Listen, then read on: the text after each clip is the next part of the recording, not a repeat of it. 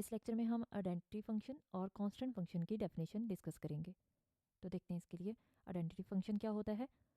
For any set X a function I is equal to, क्योंकि identity function है इसलिए हम इसे आई से डिनोट कर देते हैं, X to X of the form I of X is equal to X for all X belongs to X, यानी एक्स एलिमेंट है किसका, कैपिटल एक्स का।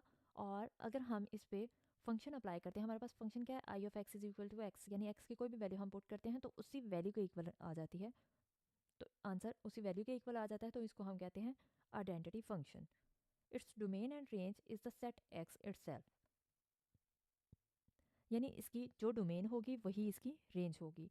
इन particular if X is equal to set of real numbers then I of X is equal to X for all X belongs to R, यानी पूरा set of real number ही आ जाएगा, is the identity function. अब यहाँ पे मैं आपको नंबर्स में समझाती हूँ कि ये कैसे हो सकता है, आई ऑफ एक्स कैसे होता है इक्वल एक्स के, कि यानी एक सेट हमारे पास अगर एक्स दिया गया है जो कि उसमें वैल्यूज हैं 1 2 और 3।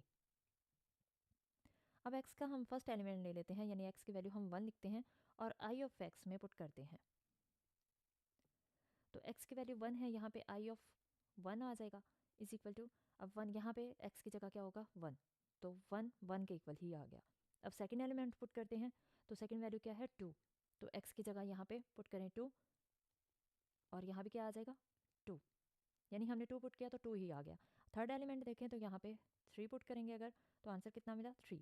इसका मतलब यहाँ पे देखें कि हमने तो यहाँ पे वैल्यूज़ पुट की हैं लेकिन हमें आंसर में वही वैल्यूज़ मिल रही हैं, तीनों वैल्यूज़ वही आ गई जो एक्स की वैल्यूज़ थी। इसका मतलब डोमेन और रेंज दोनों इक्वल हो गई। जब डोमेन और रेंज दोनों इक्वल आ जाएं, यानी जो हमारे पास सेट डोमेन का है वही रेंज का सेट हो, तो उसको हम कहते हैं कि ये आइडेंटिटी फंक्शन है, कि हमने उस पर सारा अप्लाई भी किया, उसमें सारी वैल्यूज़ पुट की लेकिन फिर भी चेंज नहीं आई, वैल्यूज़ में कोई चेंज नहीं आया, तो इसका मतलब ये क्या है, आइडेंटिटी फंक्शन है। अब नेक्स्ट देखें कांस्टेंट फंक्शन क्या होता है। Let X and Y be sets of real numbers, X और वाई हमारे पास दो सेट्स हैं जो कि हमने कैपिटल लेटर से इसको डिनोट किया है, सेट्स को हमने कैपिटल लेटर से डिनोट किया। अब फंक्शन सी, आई को हम आइडेंटिटी फंक्शन से डिनोट करते हैं, तो सी यानी कांस्टेंट फंक्शन, सी कांस्टेंट सी से स्टार्ट होता है इसलिए हम इसको सी से ही डिनोट कर देते हैं। X to Y defined by C of X is equal to A क्या है, ये एक फिक्स वैल्यू है यानी कांस्टेंट वैल्यू है।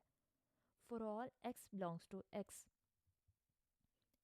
And A belongs to Y, एक एक्स की हर वैल्यू के लिए जो कि एक्स कैपिटल एक्स से बिलोंग कर रही है, ए बिलोंग कर रहा है वाई से एंड फिक्स्ड, यानी ये चेंज नहीं हो रहा है, इस कॉल्ड अ कांस्टेंट फंक्शन।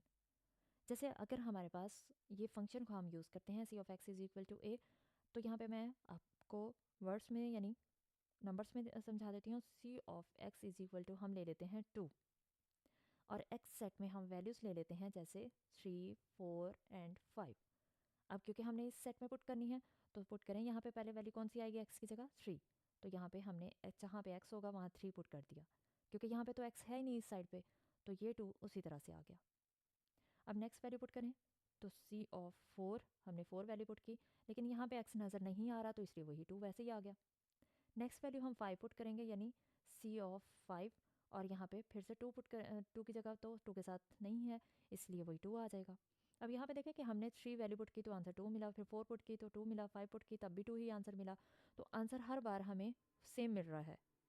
तो इसका मतलब ये क्या होगा, हमारे पास ये कांस्टेंट फंक्शन है, कि यानी हमने वैल्यूज़ तो चेंज की लेकिन हमारे पास फंक्शन में आउटपुट में कोई चेंज नहीं आया, तो इसलिए ये हमारे पास क्या है, ये कांस्टेंट फंक्शन है।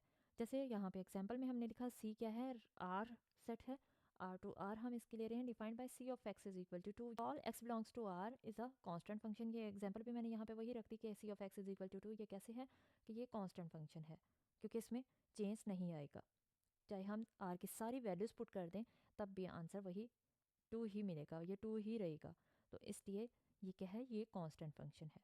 तो ये हमारे पास डेफिनेशन थी आइडेंटिटी फंक्शन और कांस्टेंट फंक्शन की।